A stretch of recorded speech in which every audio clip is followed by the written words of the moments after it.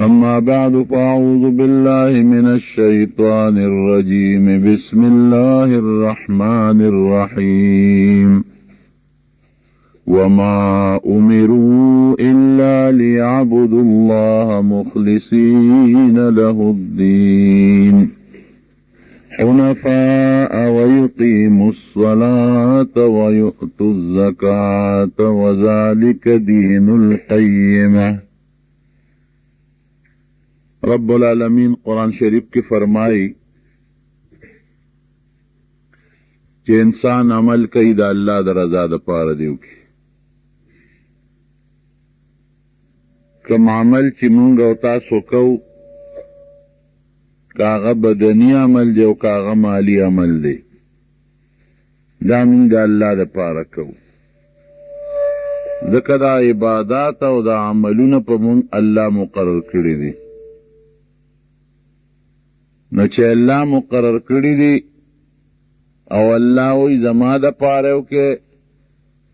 نو چې مونږ د عبادت کوو دا به خالص د الله د پاره کوو دې ته اخلاص وی او که یو عمل بنده د الله د پاره ونه کی د دنیا نیت پکې وکي مونږ کوي مثلا دې د پاره کوي چې یاره خلقو ته پته ولګي چې ما خو مونځو که دا ریا شوه یا دې دپاره یو نیک عمل کوي چې ما له خلق پیسې راکي ما خلق مشر کی د دنیا سرداری راته میله وشي په دنیا کې مې نوم وشي شهرت مې وشي دا عمل د خدای په نس قبول نه دی. وما امروا الا لیعبدوا الله دې خلقو ته د الله د طرف نه حکم شوی دی دې دپاره کہ تاسو عبادت کوئے خالص دا اللہ بکوئے مخلصین له الدین صرف دا اللہ نوم باخلے و عبادت بدا اللہ دا پارا کوئے نہ بدا سوچ کوئے چی زمان شہرت راشی نہ بدا سوچ کوئے چی پہلی عبادت تی پیسے اگٹم نہ بدا سوچ کوئے چی خلق را تخوئی حنفا حنیف آغی توئی چې ټول مخلوق پریدي او الله ته مخ کی نو تاسو به هغه مخلوق جوړ شئ چې پیسې او دولت او شهرت او مشري هر څه به پرېږدئ عبادت کې به الله ته مخ کې لیقیموا الصلاة ویؤتوا الزکاة وذلک دین القیمه ورپسې د دو عبادتونو الله ذکر کوي یو مونځ دی هغه بدني عبادت دی یو زکات دی هغه مالی عبادت دی او الله بیا د ټولو نتیجه ذکر کوي چې دا اخلاص والا عبادت تا کو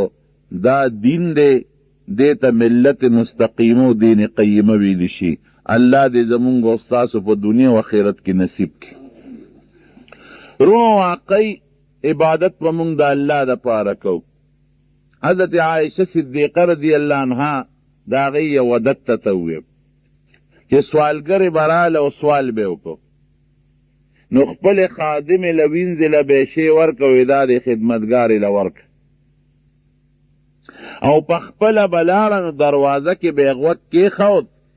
چې دا سوالګرې دا شی اخلي چې دا څه وایي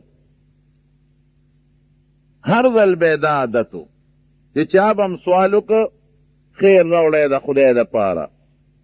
خدمتګارې له چې څه به و غریبه غریبي و څه شی به و چې سبا وه بیا خدمتګارې له ورکل ها دا وله ورک او دا به منډه کړه د دیوال د پردې نه پورې غاړه به یې ورته غوږ کېښود چې دا سوالګرې څه وایي نو یو ځل ته هغه خدمتګارې تپوس وکوې حضرت دا څه کوې تاسو څه کوئ د مسلمانانو مور سوالګرې ته دا غوږ څه لېږدې ته دروازه کې وی دا زه یو مقصد لېږدم وی دا سوالګرې ما ته پته ده چې څوک شی ورکړي نو دعا وکړي زه د دې هغه دوا ته غوږ ایږدم چې دا څه دوا کوي نو چې دې ما ته کومه دعا وکړله نو زه ورته د هغې جواب ورکوم هغسې دعا ورته زم کوم لکه چې ته سوال شی ورکړې هغه وایي خدای مو بخه نو زه ضرور یم چې خدای دې ته وبخي که هغه وایي چې خدای م رزق فراخه که نو زه ضرور یم چې خدای م رزق فراخه که که هغه وایي چې خدای م ښه ساته زه ضرور یم چې خدای دې تا ښه ساتي دا ولې کې وی دا دی له کوم چې د هغې د هغه دعا بدل زما په دعا پوره شي او زما دا خیرات خالص د الله د رضا دپاره شي. چې داسې نه شي چې ما خیرات ورکه او د خیرات په عوض کې هغې دعا وکړه، نه، چې د کومه دعا هغې وکړه چې د هغې بدل زه په دعا ول خلاص کم او خیرات زما د دعا دپاره هم نه شي، هغه خالص د رب العالمین دپاره شي. دا ګورې رونو مقصد دی. هر عبادت چې کې دا نیت هم مه کوه چې د عبادت دی لکوم چې ما ترې د انسان دعا وکړي، اګر چې دا ښه خبره ده، بده نه ده.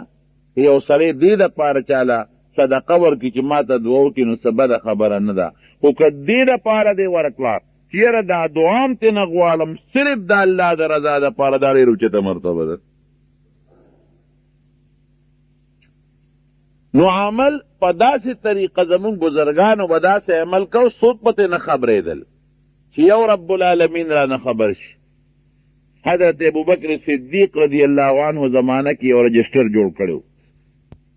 او په هغه رجسټر کې د ټولو فقیرانو او چې څومره مسکینانو د هغوی نومونه لیکلي چې دا مثلا فلانکي د فلانکي زوی دی او دی فقیر دی، مال ته حاجت دی، نو چا مالدار ته به وی ته به د ذمواري اخلې، ګورې ښه ډوډۍ به ورکې. او دا فلانکي ښځه کونډه ده،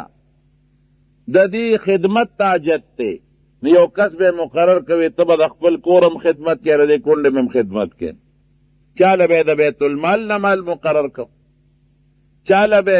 بل څوک بل سات سره به وتړه چې د دې زنانه یا د دې یتیمانانو، د دې مسکینانو، د دې فقیرانو خدمت به تاسو کوئ. لوی لیست رجسټر ډک پروت دی. حضرت عمر فاروق رضی الله عنه یو ځل هغه رجسټر راواغشت چې نومونو ته یې وکتل، نو په هغې کې لیکلي چې فلانکي مسکین، د ده ذمه داري فلانکي اخیستلی، د هغه نوم یې ورته په رجسټر کې لیکلی دی. فلانکي فقیر، د هغه ذمواري فلانکي اخیستې ده د ډوډۍ، د هغه نوم ورسره لیکلی دی. لوی لیست و د سوونو کسانو، پکې ماشومان مو، پکې ښځې مو، پکې سړي مو، یو زنانه پکې وه چې د هغې ذمه داري چا هم نه واخیستی او د هغه زنانه نوم لیکلی شوی چې دا فلانکۍ کونډه ښځه ده، هېڅوک یې نشته او حاجت یې څه دی؟ د پیسو حاجت یې نشته، خو دی حاجت دی چې دا وایي زه ډېره کونډه یم او بوډۍ یمه، زما درک نه لګي، نو ماله یو داسې کس پکار دی چې ماله اوبه د بار نه راوړي، ځکه ما سره د اوبو د راوړو انتظام نشته، کور کې مې اوبه نشته، د بار نه په منګو کې راوړل غواړي. دویم زما کور کې چې جارو راله ووایي، زما په کور کې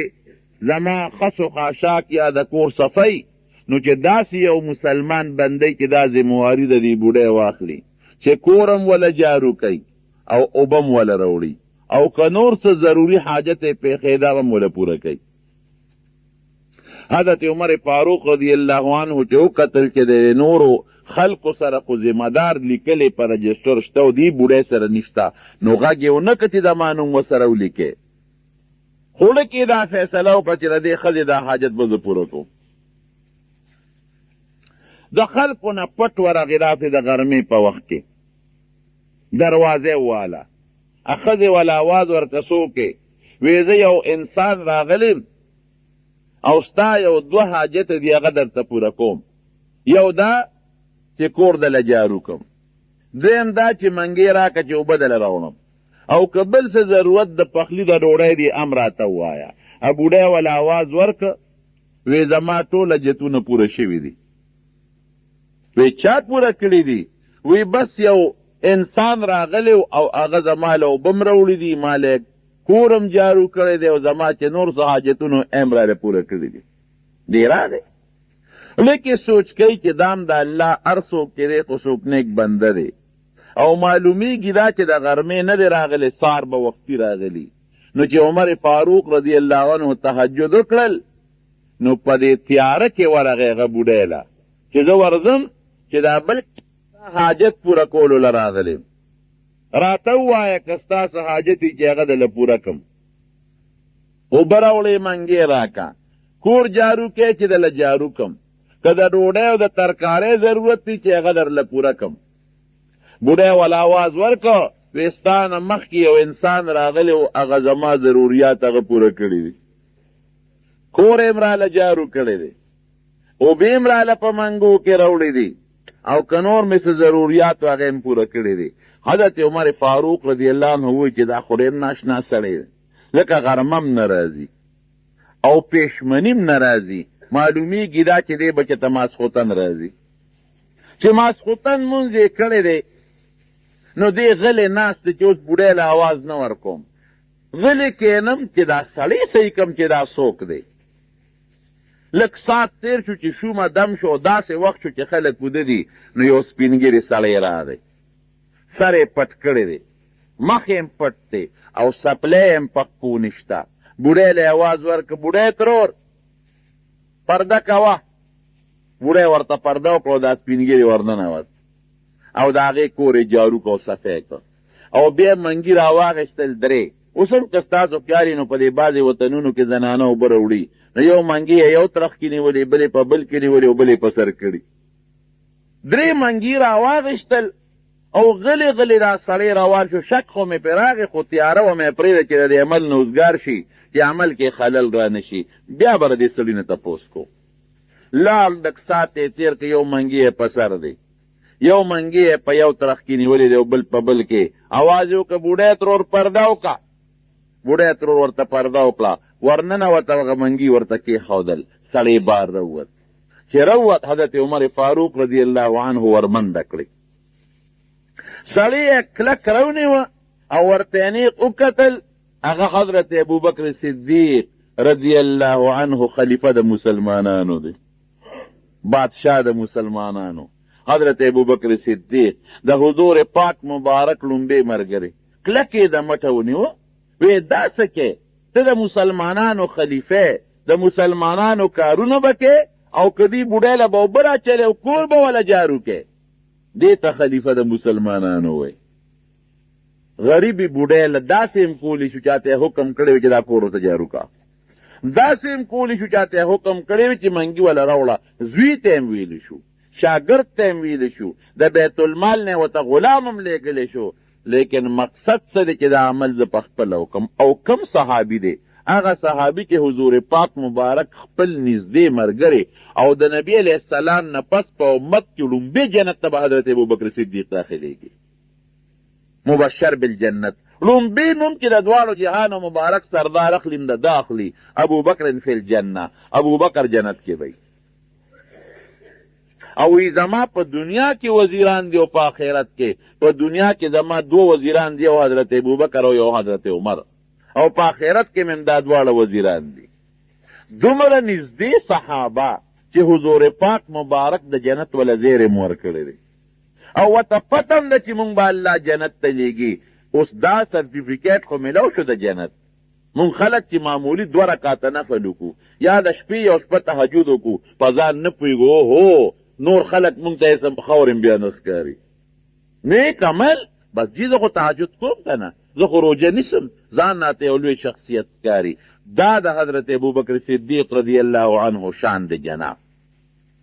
سره د دومره د جنت د زیرو دغه عمل دی چې الله نورم خوشحاله شي ښه جناب نو عمر فاروق ورته دا کار موږ ته ولې نه سپاري بل چا ته وایي نه سپاري وی عمره خوښه مانه د بل چا د الله رضا خوښه ده او زما نه ده خوښه دا ذمواري د دې بوډۍ ما اخیستې ده تر څو چې جندیم د بوډۍ کور به م جارو کوم بوډۍ له اوبه به م زه راوړم تا زما راز ولې فاش کړ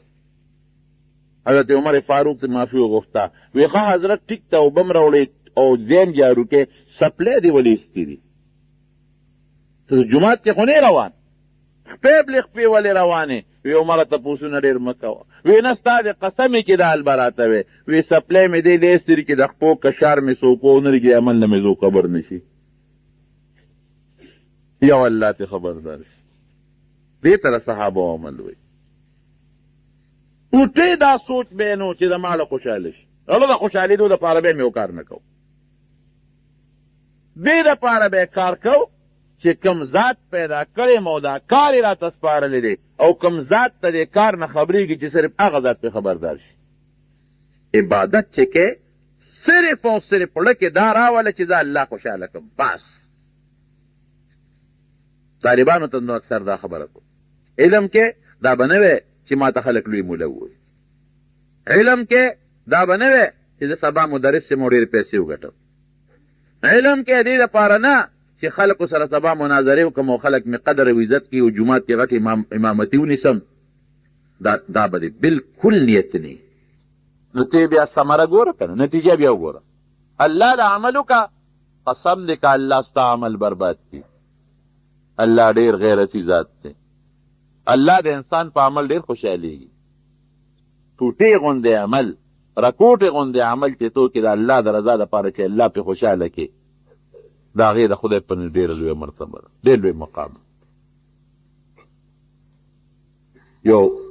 لوی سړی تېر شوی دی ابن عقیل، هغه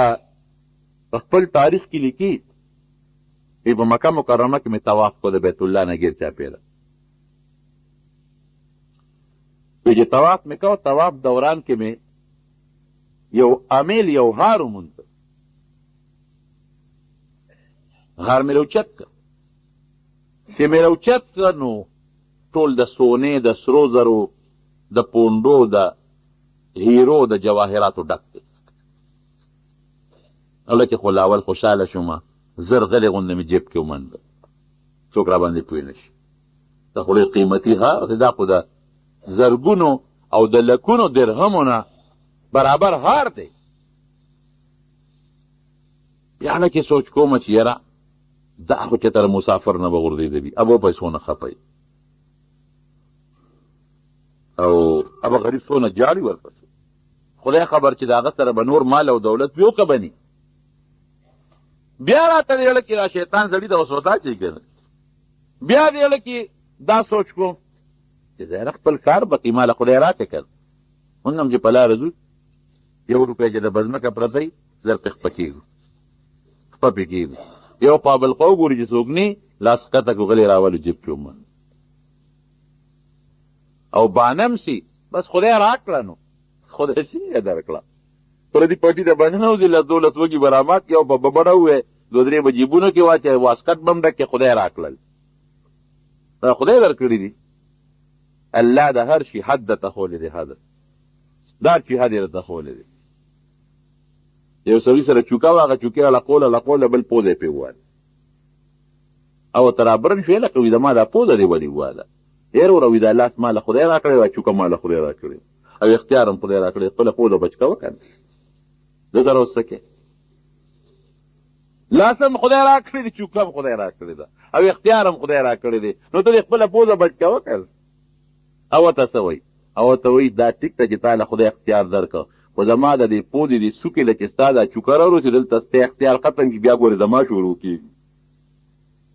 ستا اختیار دی په دې کلو میدان کې دی او زما د پودې دې سرمن سره نږدې ستا اختیار ختمېږي، بیا زما اختیار شروع کېږي. نو ګوډی پې ماته کړه، راوې پردو. ښه یو څو یو وو او ورته وي دا ولې دونه دې خو کړمه؟ وی لاس هم زما دي، مټ هم زما دي، اختیار مې هم خپل دي، ځمکه هم د خدای ده. ټینګ شو. د هر څیز دپاره الله خپل حد مقرر کړی دی، حد. د هغې حد لاندې به خپل ژوند تېر کړې. ما او تا نه الله دایره ته وکړی، دایره. مونږ خو ازاد نه یو. دنیا خو د مسلمان دپاره جیل دی، جیل کې سړی په دایره کې دننه تاویږي راتاویږي. ما او تا له الله دایره مقرر کړې ده، په هغه دایره کې دننه به ژوند تېری. نو وسوسه ورته اوس شیطان اچوي د ابن عقیل ته،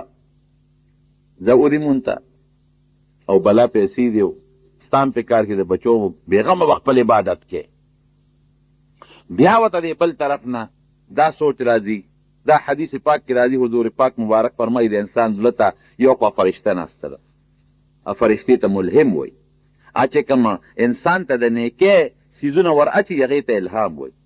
بل طرف ته ورته شیطان ناست دی، هغه شیطان ته وسواس وایي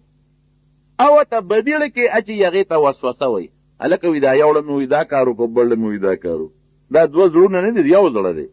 خو شیطان ورته هغه بدي ښایي، القاء الشر ورته وایي، او فرشته ملهم ورته نیکي ښایي، القاء الخیر او الهام ورته وایي. نو ده ته هم دا یو ړه وایي چې د چا مسافر دی، او د غریب بی او جالی به ورپسې پریشانه بی ورې کوله بړله وایي نه اخره کې هغه د شیطان غلبه پرې ښکته شوه او د فرشتې هغه پرې زیاته شوه یاره ورکومې د طواف مطاف په دې غاړه کې ودرېده هغه زمانه کې دومره رشم نو اعلان یې وکړه خدای مو بخه ما یو شي مونتی دی او د پیسو سره تعلق لري که د چای نو نښه او خایه کې ورې کړ یو بوډا سړی د کونټۍ له ټک ټک ورکوي په سترګو ړوند په سترګو ړوند نابینا هغه راغی ځوانه کوم ځای دلته یم یاره ما نه یو شی پروت دی په سترګو ړوند دی د ما د تیلی نه طواف مې کو یو شی لاندې پروت دی بابا څه دي وی امیل دی امیل د سرو زرو څه دي پکې دومره پونډونه دي پکې او دومره پکې سره زر دی او دومره پکې دا شی دی او دا شی دی او دی وزن دی او مقشي و هغه نښه یې وښوله وی بلکل بابا ما مونتی دی او ما سره پروت دی ها د الله د رضا دپاره یې واخلي ورې بابا ولې یو 500 روپو 500 درهمو نوټ راوویسته چې د زرګونو روپو شی مې لو شورې ګزوانه لږ غوندې یو پوټې د لسه انعام در کوم وی نه ما ته له ډېرې وسوسې واچولې او چې تا آواز وکړو په سترګو ړوند بیا راله شیطان یو بله دیکم راکړه چې زه ړوند دی زتې رانیویلی نه شي بشیرجان دی ړوند دی زتې زړه کې مې بیا سوچ راغی چې یاره که دې ړوند دی خو خدای خو یې ړوند نه دی که نه رب خو بینا دی خو مې را ټینګولي چې هر ځای مې رانیوي شي الله دپاره مې در کړو دا 500 دې م جیب ته واچول الله د ابن عقیل کې را روان شو د حج نه فارغ شو پخوا خو دریابي کشتی به وي په هغه کې به خلک ناست شو او بادباني به وي بادباني کشتی ما په خپله لیدلې دي هغې کې لکه د جنډۍ په شان یو درې ګوټې دي او پټه جنډۍ په دې ویښ کې ولاړې اوچته نو هغه هوا ته اړی راړی او د هوا په زور کشتی چلیږي کشتی کې کېناست هوا د سمت مخالف بل طرف نه راغله کشتی د خپل منزل په ځای په بل طرف لاړه د غر کېدو نه خو کشتی الله بچ کړه خو یو جزیرې ته ور ورسېدله هغه جزیره کې دي کوش خلک هم پکې کوش چې زه چېرته بله کشتی راشي نو بیا به دې ځو اتفاقا ګوره د این کتاب په دې سوچو چې زه خو خپل کلي په ځای څه کوې ملا سړی راځم دلته کې پاتې شه یو جومات هغې کې مونځ وکړه د خلکو اقرت خوښ شوی صاحب مونږ سره امامتي نه کوي زمونږ امام مړ شوی دی وی ډېره ښه ده یا بسم الله چې خپل وطن ته ځم هلته مې څه بولې ټیپر کړلی دي همدلته تاسو سره امامتي به کوم که نه هغې امام ته یې څه موده تېره شوه هغې ورته چې زمونږ امام و د جومات کې هغه غریب وفات شوی ډېر ښه سړی بعد هغه په ځای مونږ ته امام د موده تېره شوه امام صاحب د واده څه انتظام ډېره ښه ده یاره دلته کې زمونږ د هغه امام لور ده او یتیمه پاتې ده هېڅ هم نشته دقه یو لورې ده او ډېره ښشته ډېره خوبصورته ده او زمونږ امام صاحب مونږ ته دا وصیت کړی و چې زه کله مړ شم زما دا لور به دولتمند له نه ورکوي دا به چېرته یو فقیر غریب له ورکوي او دا ابن عقیل وایي چې هغه هار مې هغه بوډا لون ته حواله کړه نو ملتظم ته ورلم نو ملتظم کې مې الله ته وجړل ملتظم ډېر مبارک ځای دی الله دې زمونږ نصیب کړي یو حدیث پاک کې راځي چې ملتظم ته ورته رغاړه او دعا کې مولانا زکریا صاحب رحمت الله علیه لیکلي دي نو دا یقین ساته چې دا به الله قبلوي او دا به زړه کې ګڼې لکه چې زه خپل رب ته ورته رغاړه وتیم الله خو داسې وجود نه لري لکه زمونږ استادو په شانتې خپل تصور به زړه کې راولي نو وایي چې دا هار مې ورکړه نو ملتظم ته ورته رغاړه وتم ما وایي چې یا الله ما خو ستا د رضا دپاره دا هار ورکړه خدای 2 څیزونه درنه غواړم یو درنه دا غواړم دا واده هم سنت دی نو ایته وغوښته چې ما له یو چېته ښه بنیادم په نکاح راکړي چې ما سره ښه وخت تېر کړي او زه سره ښه وخت تېر کړم او بل غریب ما مزدوري کسب نشم کولی داسې څه سیسټم راته برابر کړي چې په اسانه ما ته روزي میلاوي دا دعا یې وکړه چې لاړ هغه خلکو ورته ووایي امام یې کوي چې زمونږ د ملا صاحب لور ده یتیمه ده او ډېره خشته ده په هغه وصیت کړی چې ته نیک انسان له به ورکوې نو به ته زمونږ امام یې ستا هم ښځه نشته نو که دې خوښ نو مونږ هغې سره خبره کړو که تا قبلې او ته یې قبلې چې په نکاح کړو ډېره خبره جنۍ ته وایي هغې امام دی عالم دی به زما قبول دی نکاح وکړي چې نکاح وکړه د واده شپه وه او دوی په لومبۍ شپه څنګه خپلې ښځې له ورغې او ویې کتل هغه هار یې په غاړه کې پروت دی کوم چې د مونتې دی او بیا هغه بوډا له ورکړی هغه غاړه کې هغه امیل پروت دی سرو زرو. حق دک حیران شو. جنۍ ورته ویې ولې؟ وی دا امیل کوم ځای و؟ جنۍ ورته وی دا ما له پلار د حجه راوړی زما پلار د حج. ستا پلار څوک و؟ وی دا ما پلار د دې جومات امام و چې ته پکې اوس امام او حافظ و د قرآن شریفو په دواړو سترګو نابینه وړوندو او دی ما لا اغشتی دی او په ډېرو خلکو یې په مکه شریفه کې کتلې ځکه په خپله نظر نه لګېده. یو ته یې وی داسې امیر لاله وګوره یو لور مې چې ډېر ښایسته مزېدار ډېر ښکلي. وی پلار مې وکړي دله مې په ډېرو خلکو خوښ کړ او طواف مې کړ رانه پرېوته. وی ومې جلل خدای ته چې خدایه دقه یو لور مې ده محنت مزدوري او پخواری مې ولې پیسې پیدا کړې او یو امیل مې ولې په مکه مکرمه کې برکت دپاره واغېسته هم رانه خدایه روک شو. وی دا مې راته پلار او دا هلک ورته غوږ ملا صاحب ورته غوږ ږدي. وی بیا امیل لا نه پرېوته. وی دی کې یو ځوان په مکه مکرمه کې په مطاف کې هغه اواز وکړه چې ما یو شي مونتی دی. وی پلار مې ورغی. وی هغه امیل ولا هغه ځوان ورته او وی پلار مې ډېر زیات په هغې خوشحاله شو او وی ما ته مې پلار وی چې د مټه چونیوم او ملتظم لی بوتلم او ما په ملتظم کې د خدای نه سوال وکړه چې خدایه دا لږ خو ډېر خالق دی ډېر ایماندار دی او ډېر دیانتدار دی خدای چې زما لور له دقسې خاوند ورکړي. هغه هلک ورته وایي وی ښځې ستا دوام الله ستا د پلار دوام الله قبوله کړې ده او زما دوام الله قبوله کړې. وی هغه څنګه؟ وی هغه هلک زه یم هغه چې هار مې مونتی و. ستا پلار د خدای نه سوال وکړه چې د داسې هلک غوندې خاوند زما لور له ورکړې نو زه درته خدای په نصیب کړم او ما د الله نه سوال کړو چې یو دیندار او نیکعمله ښځه سره د ما له خدای ما ته را نصیب کړي نو ته راته خدای را نصیب کړئ. وما امروا الا ليعبدوا الله مخلصين له الدين حنفاء ويقيموا الصلاة ويؤتوا الزكاة وذلك دين القيمة. عبادت چې کې خالص په دقه بنیاد به کې چې د خپل رب راضي کړم. دا به نه وی د طالبانو ته اکثر یو ټکې ویم چې دکاندار نه سودا کوي دا به قطعا نه وی چې زه طالب یم ماته یو 15 روپۍ پرېږده او دا زما عادت دی په زندګۍ کې مې چېرته چاته نه دي ویلی یا طالب یم یا دعا به درته کوم یو 15 روپۍ راته پرېږده نه دا به نه وی دا به هم نه وی دعا راته کوم یو 15 پرېږده. دکاندار چې کومه فیصله کړي د هغې نه یې دله 2 روپۍ مردان نه درکوي. ته دین خرڅی طالبي خرڅی طالبي خو ډېر اوچت شی لوی نعمت دی. مولای او علم خرڅی علم خو ډېر لوی نعمت دی او دعا خو د یو نیک انسان الله قبولیت د دعا خو ډېر بهتر عمل دی دا خرڅی په خلکو هسې ورته دعا و په تیاردان دله شی درکړي خو خپله طالبي خپله مولای خپله شیخي خپله بزرګي هلکه تهجدو کې دعا به درته ریا کې تهجد ورته ښه دا به نه وی قطعا. عبادت بس صرف او صرف چا دپاره کوو مونږه الله دپاره الله به کې خوشحاله نو بیا رزق هم الله سره دی ډوډۍ هم الله سره ده شهرت هم الله سره دی دولت هم الله سره دی د دنیا سکون او خوشحالي هم الله سره ده اب دله رب درکوي که نه دې کې شک ته هېڅ شک هم پکې نشته. او ما دله لنډې مثال درکړ چې دغه عبادت چې ته خالص الله دپاره وکړې دا بهترین عبادت شو دا هغه 1 نمبر سودا شوه دا هغه بهترین کوالټۍ والا سودا نو زه خو د شي دکاندار نه شی علم کوالټي ګورم د 15 روپو دپاره چې خرابه را نشي الله به زما د عبادت کوالټي نه ګوري. صحیح طریقې سره بهترین عمل به کوو